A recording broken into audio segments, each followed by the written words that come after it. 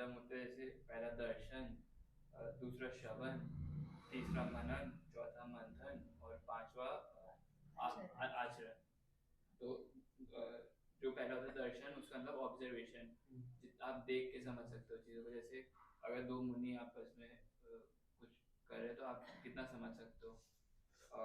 दूसरा होता है श्रवण, मतलब अपने मम्मी पापा, अपने माता पिता का को टाइम देना, उनकी बात समझना। और तीसरा होता है मनन, जिसका मतलब है आप जो भी चीज़ सुन रहे हो उसको कितना समझ सकते हो। फिर मंथन, मंथन मतलब डिस्कशन, जिसमें बोलना कम होता है और सुनना ज़्यादा होता है, मतलब समझना ज़्यादा होता है। और पांचवा हो गया आचरण, जिसका मतलब होता है इम्प्लीमेंटेशन। वाह, इनके लिए लिसनिंग कम कर रही थी। मेरे को लगता था कि मैं सब समझ रही हूँ, पर वो समझने से पहले लिसनिंग बहुत इम्पोर्टेंट है। तो वो अब से सोचा है कि और आगे ज़्यादा करना है लिसनिंग। एंड वो क्यों इम्पोर्टेंट है, क्योंकि आगे बढ़ना लाइफ में, और आगे बढ़ने भी सिर्फ ऐसा नहीं कि पढ़ाई में या फिर अम, और भी चीज़ों में आगे बढ़ने के लिए, दूसरों के नज़र में आगे बढ़ने के लिए, और अपने लिए भी। वो उसके लिए सब लिसनिंग बहुत इम्पोर्टेंट है, और उससे भी पहले दर्शन इम्पोर्टेंट है। तो इनके लिए हम जीवन में कुछ भी सीख लेते हैं तो उसको समझना, उसके बारे में डिस्कशन करना और उसको लाइफ में इम्प्लीमेंट करना भी ज़रूरी है। ये नहीं कि सीख लिया और भूल गए बाद में उसे आगे याद रख के उसे इम्प्लीमेंट भी करना। Very good. इनके लिए सर मैं ये मानता हूँ कि सबसे बेसिक दर्शन करना, दर्शन से ही हम लोग आगे बढ़ेंगे। उसके बाद में दर्शन जब करेंगे, जब कुछ सीखेंगे तो हमें उसको मतलब आचरण तक पहुंचना बड़ा सुगम हो जाएगा। कितनी अच्छी बात आप कहते हैं, वेरी गुड। और कुछ कहना चाहते हैं? नहीं, मेरा नाम दृष्टि लोढ़ा है। दृष्टि लोढ़ा, दिशा लोढ़ा। दृष्टि, आप दिशा को आगे बढ़ाइए। हाँ दृष्टि जी, आप स्टार्ट की। हाँ दिशा जी, आपका। हाँ तो आज का कार्यक्रम उत्थान के बारे में था, और उसको कंक्लूड करने के लिए बस 2 लाइनें बोलेंगे। हर पल रहे मुस्कान, हर पल रहे मुस्कान, चरण बने गतिमान। अरे वाह, बड़ी प्लानिंग के साथ। अब ये है कि जो यहाँ नहीं लिखा हो ऐसा भी आपको बोलना है, ठीक है? हाँ आगे बढ़ाइए। आज हमने सीखा कि पहले, वैसे तो आदि ने बहुत बता ही दिया, सब कुछ कंक्लूड ही कर दिया, पर उसमें एक चीज़ जो बहुत इम्पोर्टेंट थी वो था कि लिसनिंग करने के बाद वो चीज़, उस चीज़ के बारे में सोचना बहुत ज़रूरी है। अगर हम सोचेंगे नहीं तो उस चीज़ को इम्प्लीमेंट भी नहीं कर पाएंगे, और सोचेंगे नहीं तो उस चीज़ के बारे में अच्छे से विचार भी नहीं कर पाएंगे कि क्या सही, मतलब कि क्या करना चाहिए। अगर हम लोग वो समझेंगे ही नहीं कि हमें क्या करना है तो फिर हम इम्प्लीमेंट ही नहीं कर पाएंगे। तो इसी बात को आगे बढ़ाइए। And all steps are equally important. सारे दर्शन करना, फिर सुनना, नहीं हाँ, दर्शन करना, फिर सुनना, फिर मनन करना, फिर मंथन करना और आचरण, ये सब इक्वली इम्पोर्टेंट है। कुछ भी छूट जाएगा तो आगे वाली चीज़ नहीं कर पाएंगे। तो हम किसी भी स्टेप को मोस्ट इम्पॉर्टेंट नहीं बोल सकते, हर चीज़ हमें करनी ही पड़ेगी नेक्स्ट स्टेप पे बढ़ने के लिए, और नेक्स्ट स्टेप इक्वली इम्पॉर्टेंट है। उस नेक्स्ट स्टेप इक्वली इम्पॉर्टेंट रहने के लिए उससे पहले वाला स्टेप करना ज़रूरी है। उससे और आगे बढ़ाइए। फुल स्टॉप हो गया। ठीक है, ठीक है। इनके मुझे लगता है जो भी हमने सुना है, सीखा है, उसको आगे हम शेयर करें, सबके साथ बांटें, अपनी नॉलेज अपने सबके साथ बांटें और उसको इम्प्लीमेंट करें। इनके लिए भी ये मैंने सीखा पहले, महर्षि ने बताया लिंक के बारे में, लिस्ट, इंटरेस्ट, नेम और कॉम्प्लीमेंट। फिर हमने सीखा कि दर्शन और श्रवण और मनन मंथन और आचरण की इम्पोर्टेंस क्या है, कि अगर हम दर्शन ही नहीं करेंगे तो इम्प्लीमेंटेशन नहीं होगी, और सोचना भी ज़रूरी है। Very good. इनके लिए यश्री बेल। मैंने सीखा कि लाइफ में अगर हम जितना अगर हम बोलने से ज़्यादा सुनने पर अगर हम ज़्यादा ध्यान देंगे अपना, तो हम उसी चीज़ को फिर आगे और डेवलप कर पाएंगे। अगर हम हर बार अपनी बात आगे रखने की कोशिश करेंगे तो हम आर्ग्यूमेंट जीत सकते हैं वो, लेकिन हम इन जनरल लाइफ में आगे नहीं बढ़ पाएंगे अगर हम सिर्फ अपनी बात पे ज़्यादा जोर देते हैं, दूसरों की नहीं सुने। एंड वही कि इन द मोमेंट रहना बहुत इंपॉर्टेंट है लाइफ में, कि अगर हम कहीं दर्शन करने गए हैं, अगर हम वहाँ पे उस टाइम सुन नहीं रहे जो आप बोल रहे हो, कोई और चीज़ की ओवर थिंकिंग कर रहे हैं, तो फिर उससे भी हम जो भी आगे के स्टेप्स होते हैं सारे, कि ऑब्जर्व नहीं करोगे ढंग से, अगर सुनोगे नहीं तो फिर आप पास्ट पे ही अटके रह जाओगे और फ्यूचर का आप नहीं बढ़ पाओगे, कि आगे डेवलप नहीं कर पाओगे। मेरा नाम भावना है और मुझे एक जज का एग्जाम्पल बहुत अच्छा लगा कि जैसे एक लॉयर होता है और एक जज होता है। जो जज तो सुनता है और लॉयर जो होता है वो बोलता रहता है। तो जज एक सेंटेंस या एक कंक्लूड देता है और बहुत अच्छी एक ओपिनियन, एक अपनी बात कहता है और वही सब लोग मानते हैं। तो listener is very important in talking. तो और मुझे ये बात अच्छी लगी, लाइक कमेंट से पहले हमें कॉम्प्लीमेंट देना। Very good. यही चीज़ें दोबारा जो है इसमें से देखते हुए मनीष ने लिंक का बताया बहुत अच्छा, उसके ऊपर से मैं उसमें अगली चीज़ सोच रहा था कि मैंने हमारे ग्रंथों में भी इन चीज़ों पे लिखा है कि अगर हम जूते उतार रहे हैं, हम हाथ जोड़ रहे हैं, तो इनके पीछे हमारे साइंटिफिक रीजंस भी थे अपने जैन सब चीज़ों पे से। मेरा दिमाग उस चीज़ पे चल रहा था, मैं सारी लिंक तो नहीं कर पाया। जैसे हाथ जोड़ने के अंदर हमारे कहते हैं कि जब दोनों हाथ जोड़ते हैं तो बॉडी की कुछ क्रियाज होती हैं, मतलब एग्जैक्टली तो नहीं समझ सकता अभी उस दूसरे पर, वो रहती हैं। जूते क्योंकि शुद्धता का हो गया, खाने की चीज़ें हटाने का मतलब हो गया कि भाई आप कोई भी अशुद्ध चीज़, क्योंकि आचार्य श्री के पास जाएंगे, हम ऋषि के पास जाएंगे तो आपका वो उन्होंने छोड़ रखे हैं, त्याग कर रखे हैं, तो शुद्धता वाली बात आ गई एक तरीके से। पगड़ी वाला मुझे आज पता चला कि जी हाँ जी वो भी अपना कहेंगे कि हम अहम छोड़ रहे हैं अपना, शायद उस वजह से।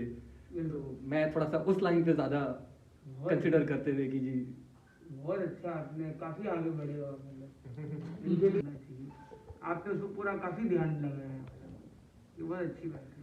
Very very good. इसी क्रम में हमारे विश्व में ऊपर है और ये चरण को गतिमान किए हुए हैं और कितने 22,000 प्लस किलोमीटर की पद यात्रा आपने की है, 5 देशों और 22 राज्यों की संबोधित पद यात्रा की, और माइक्रोसॉफ्ट में सिएटल में लीडिंग पोजीशंस में आप रहे हैं और सब कुछ रिनाउंस करके अब ये जो पीस मिशन है, मिशन पीस करके एक प्रोग्राम जो गुरुदेव की दृष्टि से आगे बढ़ रहा है, तो उसके लिए आपने 10 इयर्स का एक कमिटमेंट रखा है कि संतों की पद यात्रा हो, हम पद यात्रा में हम भी साथ हैं, इसकी तैयारी हो, आगे बढ़ना हो, गति हो, तो चरण बने गतिमान इनका विषय है अपने आप में, इसको आचरण में ला रहे हैं।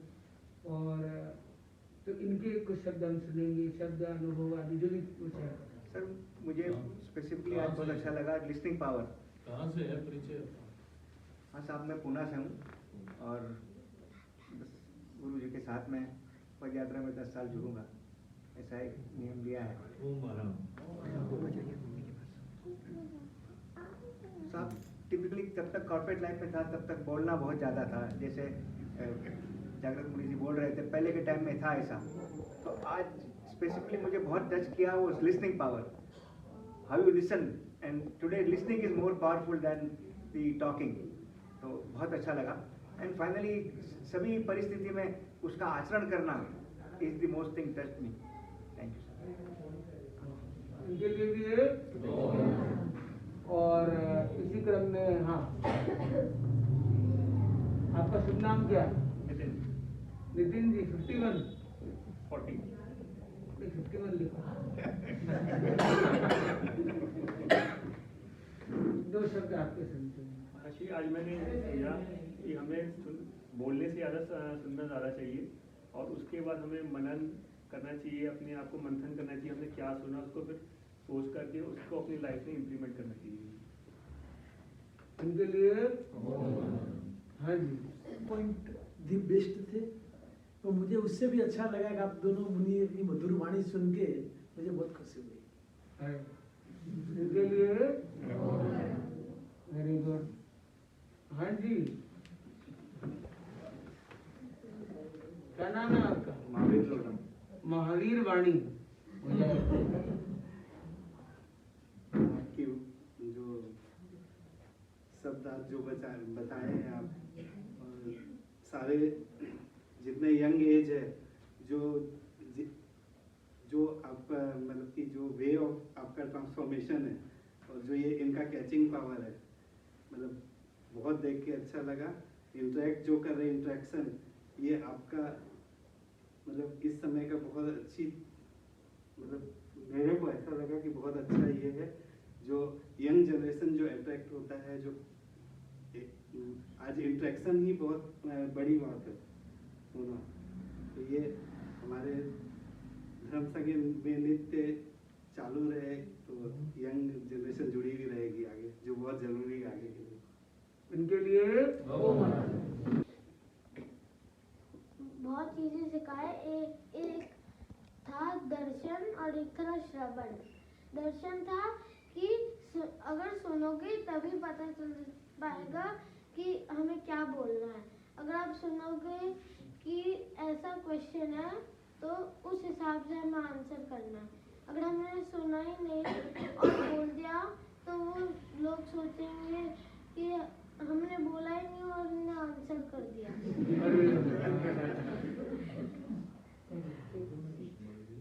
और आपने बोला था एक श्रवण। जितना आप काम में और पढ़ाई में टाइम स्पेंड करना है उतना अपनी फैमिली के साथ करना चाहिए टाइम स्पेंड। इनके लिए चीज़ अच्छी लगी, आपने बोला 10,000 प्रवचन सुने और 2 प्रवचन सुन के भी अगर अपनी लाइफ में ट्रांसफॉर्मेशन लेके आ सकें तो वो ज़्यादा इफेक्टिव रहता है लाइफ के अंदर। नहीं मतलब इसका मतलब क्या हुआ? इसका मतलब ये हुआ कि आज 2 प्रवचन हो गए।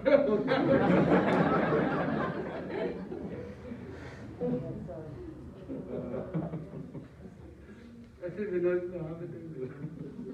तो कोई भी चीज़ अगर आज हम लेके अपनी लाइफ में इम्प्लीमेंट कर पाएंगे तो उसका ट्रांसफॉर्मेशन बहुत अच्छा रहेगा। इनके लिए बोलना कम चाहिए और सुनना ज़्यादा चाहिए।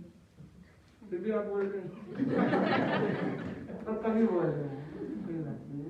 नहीं आपने और जो सबने बोला उससे डिफरेंट का समझा ये भाई सबने बोल दिया तो मैंने कहा बोल क्या अरे बोला। निखिल आ भी हो क्या?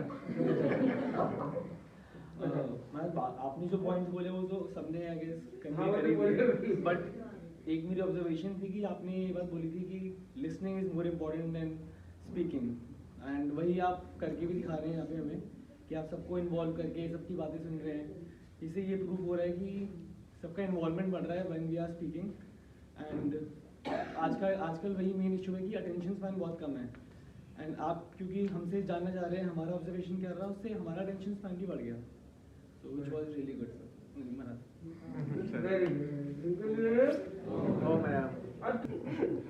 पहले मथामी गुरुदेव को चरणों में सरस्वत वंदन आपके मथुरनामी महाराज।